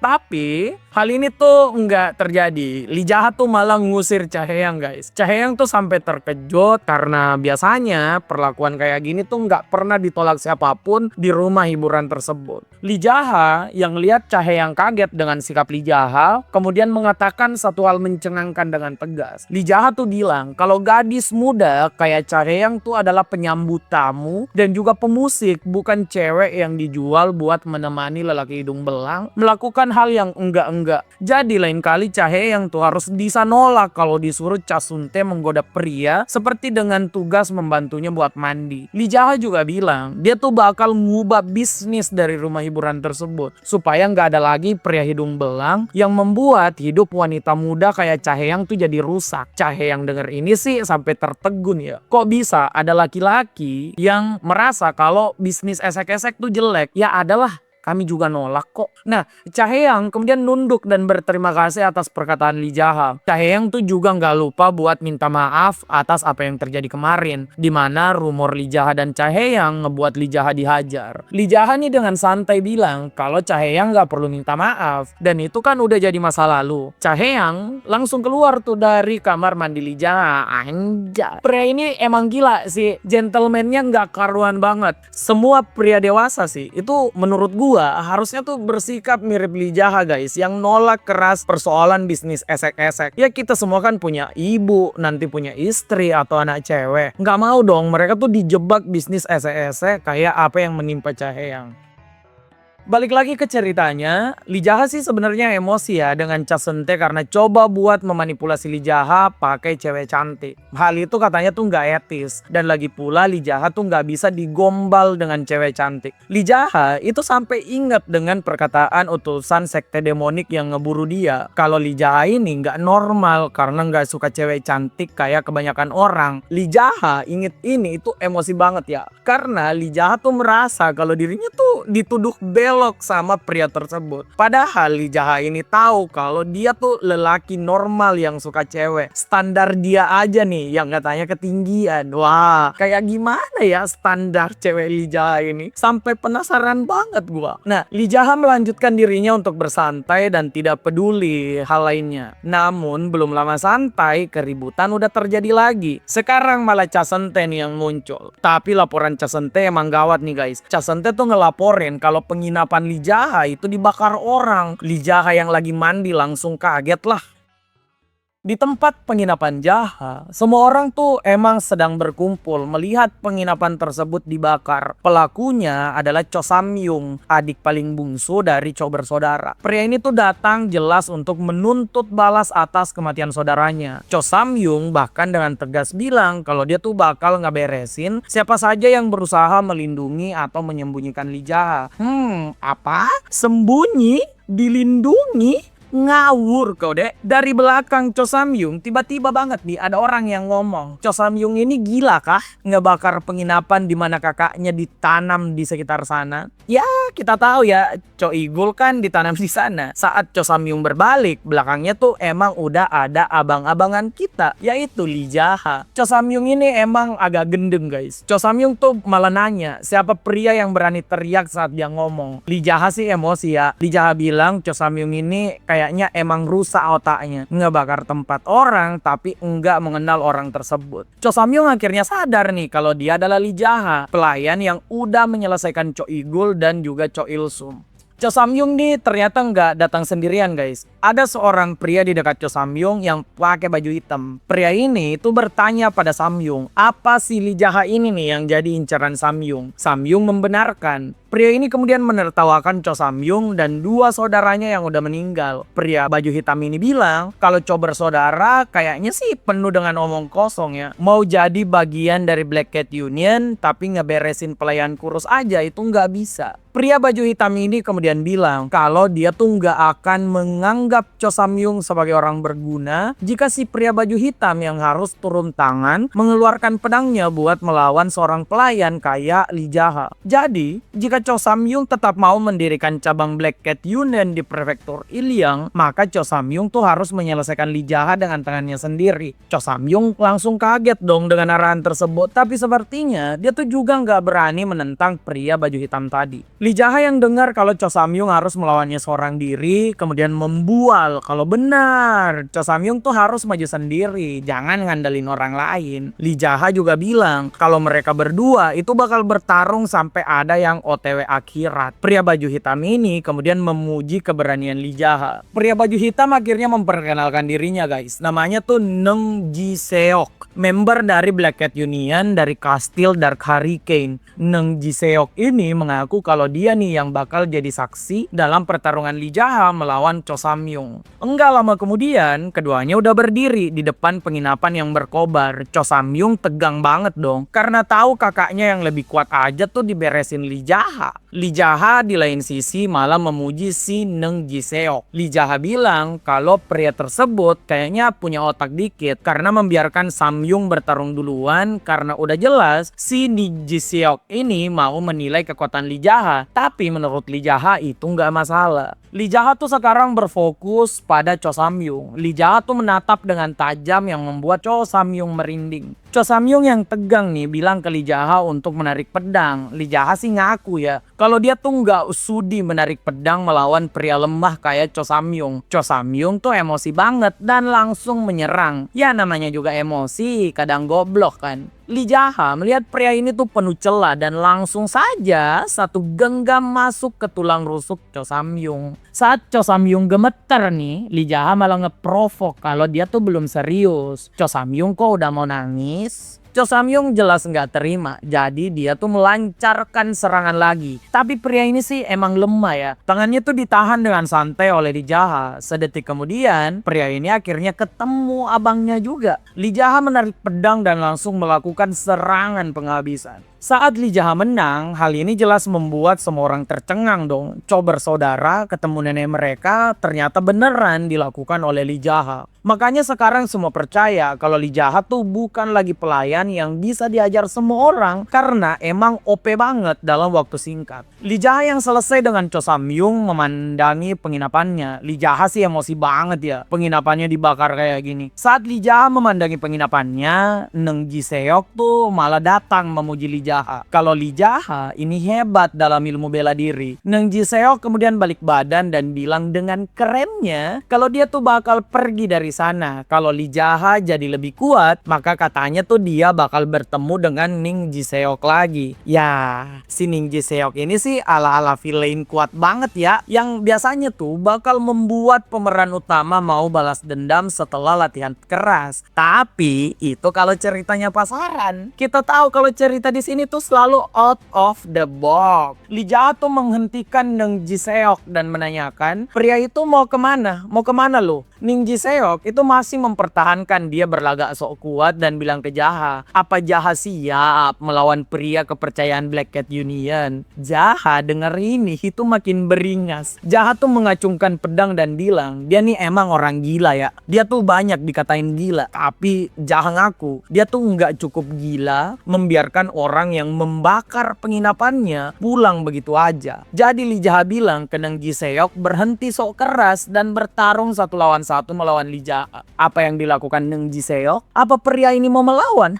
Tidak guys, pria sok keras ini malah kabur. Lee Jaha yang lihat hal ini langsung menggunakan teknik langkah miliknya buat ngejar. Dalam sekejap, pria ini tuh berada di depan Neng Jiseok. Neng Jiseok kemudian menyerang menggunakan energi dalam, tapi ya itu nggak guna. Lee Jaha tuh udah jago banget. Lee Jaha langsung menggunakan tebasan pedangnya. Ki pedang yang melayang itu langsung membuat Ning Jiseok ikutan tumbang. Lah, dari tadi banyak bacot, ternyata selemah ini. Pantes aja kabur. Pelajaran untuk semua orang ini sih, jangan jadi sok keras kayak Neng Jiseok. Apalagi jadi sok banyak urusan. Andai pria ini ngecil di rumahnya, minum kopi, makan pisang goreng, pria ini tuh masih selamat. Tapi dia memutuskan pergi cari masalah dan meninggal.